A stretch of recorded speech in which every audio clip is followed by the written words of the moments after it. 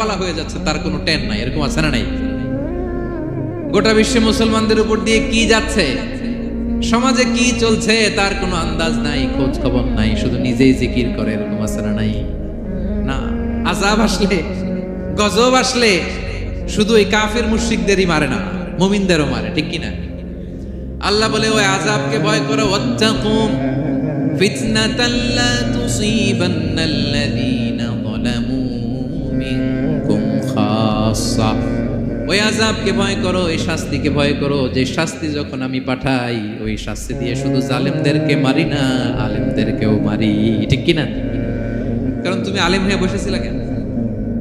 তুমি সমাজকে বাঁচাও নাই কেন? শুধরে দাও নাই কেন? শুদ্ধাচারের অভিযানে তুমি নামো নাই কেন? ঠিক কি না? তুমি একা একা জিকির করে তোমার আল্লাহর ওলি হইতে বলছে কে? গোটা সমাজকে তোমার বাঁচাতে হবে। একটা জাহাজ 2 তলা, আপনি আছেন 2য় তলায়, নিচ তলায় একদল লোক জাহাজের তলা ছিদ্র করতেছে। জাহাজের তলায় ছিদ্র করলে কি ঢুকে?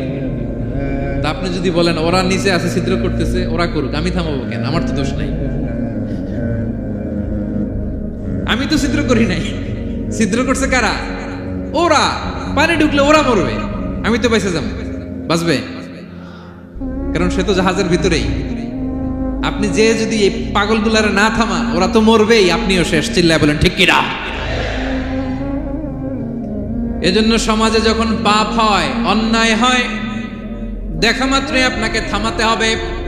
তা না হলে এই পাপের কারণে, অন্যায়ের কারণে আযাব আর গজব যখন আসবে, পাপীরাই মরবে না, আপনিও মরবেন, ঠিক কিনা?